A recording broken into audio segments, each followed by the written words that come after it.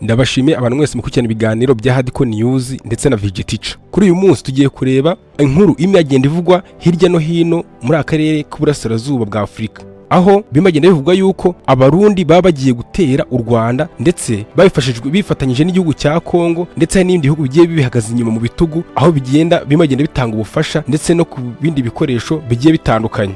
Abarundi baragiye begeranya ingabo zirenga 5,000 zizifashishwa mu gutera u Rwanda, ndetse bikaba bivugwa yuko ababirigi bamaze gutanga drone zirenga 5,000 kugira ngo zizifashishwe mu mugambi kugira ngo bazatere u Rwanda ndetse n'ibindi bikoresho byifashishwa nk'ubwirinzi, kuko abarundi bavuze yuko baramutse bateye u Rwanda bakenera n'ibikoresho by'ubwirinzi mu gihe Kigali yaba yohereje kuri Bujumbura ndetse no kuri Gitega. Abarundi bakaba babasha kugira ngo birinde ibyo bitero u Rwanda rwakora kugira ngo utere ku Burundi. Tanzania, Angola ndetse n'Ububirigi ngo twamaze kumva ko bwatanze inkunga ya za drone ndetse n'ubwirinzi, ndetse na Afrika y'Epfo. Ibyo nibyo bihugu bigira ngo bizafashe mu mugambi wo gutera u Rwanda, Uburundi, igihugu cy'u Burundi ndetse n'igihugu cya Kongo. Perezida wa Kongo Felix Tshisekedi akaba agira ngo yisubize umujyi wa Bukavu ndetse na Goma byafashwe na M23, ndetse akaba anavuga neza yuko aho ngaho haba inzira nziza yo kunyuramo kugira ngo Kongo n'u Burundi bibe byatera u Rwanda. Muri ambasade y'u Burundi iherereye mu Beligium bamaze igihe magenda begeranya abarwanya ubutegetsi bw'u Rwanda kugira ngo bazabifashishe kugira ngo bazatere u Rwanda. Murabizi neza yuko ari abarwanya ubutegetsi baherereye mu buhungiro bagiye bahungira mu bihugu byagiye byo hanze, harimo nka Kayumba Nyamwasa ndetse n'umwana wa Habyarimana. Murabizi neza ko nawe amaze iminsi ari mu biganiro na Kongo bareba buryo ki batera u Rwanda, rero bakaba bashaka kugira ngo bashyire amaboko hamwe kugira ngo batere. Murabizi neza yuko muri Kongo hariho n'umutwe wa FDLR urwanya ubutegetsi bw'u Rwanda w'abajenosideri bavuye mu Rwanda bahunze, n'ubwo bakaba bakiri mu buhungiro, n'ubwo bakaba bashaka kugira ngo barebe uko bagaruka mu Rwanda bongere ibisubizo ubutegetsi, bikaba byaranze. Ariko ubu ngubu bakaba baragenda babona ibihugu bigenda bibatera ingabo mu bitugu. Ese ni ukubera iki Tanzania, Angola, Ububirigi ndetse na Afrika y'Epfo byabisha kugira ngo byivange muri iyi ntambara irimo irashaka kurwanwamo leta ya Kongo ndetse n'u Burundi? Ese ubundi Ububirigi bwa bushaka iki ku Rwanda? Wibuke neza ko Ububirigi mu minsi ishize u Rwanda rwagiye ruca umubano burundu, ndetse bugera u Rwanda rurafungana n'amashuri y'Ababirigi yakoreraga hano mu Rwanda, ndetse n'ibindi bikorwa byose by'Ububirigi n'imibanire yose n'Ububirigi n'u Rwanda byose byaragiye birahagarara, barabihagaritse. None se ubundi Ububirigi tuzi neza yuko bya bihugu bikomeye kugira ngo bijye kwivanga mu zindi ntambara z'ibindi bihugu biba bitezeyo indonyi cyangwa se bishakayo inyungu, nkuko mwayibonye muri Amerika, aho Amerika yagiye gutera Venezuela bitewe nuko yahoraga Venezuela ko ifite amavuta akaba atagurishwa kuri Amerika. Urebye no muri za Iran zose no muri za Afghanistan, muri za Libya, ni ukubera ko Amerika yabaga ishaka ikintu, igamije ikintu kugira ngo ikunde igifata. Gusa nanone twagaruka tukareba tugasanga ko Ububirigi ni igihugu cy'inshuti z'akadasohoka yo n'igihugu cya Kongo. Rero Kongo ushobora gusanga yenda Ububirigi wagira ngo urwane ku ruhande rwa Kongo bitewe nuko Ububirigi bufata Kongo nkaho ari umwana w'Ububirigi. Ibuke nicyo gihugu cyanakoroneje, n'ubu cyaje kubakoroneza nabi cyane, ko byaje kongera bisukura umubano, birongera bibana neza, birebana kandi ko mu jisho. Ikaba ari yenda mpamvu Ububirigi bwabushaka kugira ngo bwivange mu ntambara. Ese Tanzania yoyo ibi ngibi yemera bizirami? Ibuke Tanzania yoyo yigeze no kohereza ingabo, zigenda zifasha Kongo kugira ngo zijye kurwanya M23, aho byaje no kurangira Tanzania ndetse n'ingabo zo muri SADC za Afrika y'Epfo ndetse n'iz'u Burundi byose byari biri kumwe n'iza Kongo, byaje kurangira bikubitiwe Igoma ndetse no mu bindi bice bya kano gace k'uburasirazuba bwa Kongo, biza kurangiza ingabo zitsinzwe cyane, birangira ingabo za M23 arizo zitsinze urugamba. Abantu bakaba bagenda bibaza havuga yuko Tanzania bitewe nuko yenda ishobora kuba yataye ikuzo aho hantu hagiye kurwanira muri Kongo, aho batiyenda Tanzania ashaka kugira ngo yenda yerebe ko yakwisubiza ikuzo ryayo.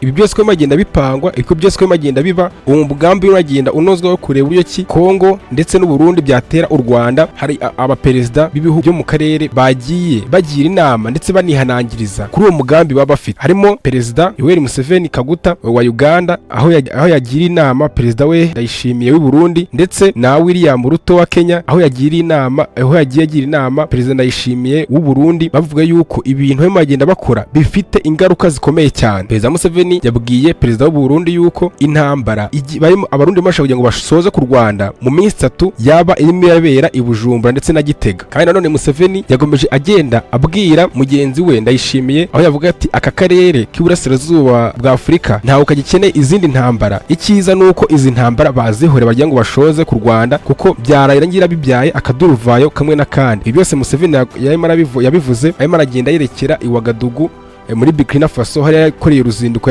yabivuze mbere yuko yerekera i Wagadugu muri Burkina Faso. Ubundi u Rwanda ndetse n'Urundi byatangiye kugerana agatotsi mu mubano wabo guhera mu mwaka w'ibihumbi 2015 muri Mata, aho u Rwanda rwakiraga impunzi zirenga 70,000 zivuye mu gihugu cy'u Burundi, ariko muri izo mpunzi hakaziramo n'abarwanyi barwanyaga ubutegetsi bwa Nkurunziza.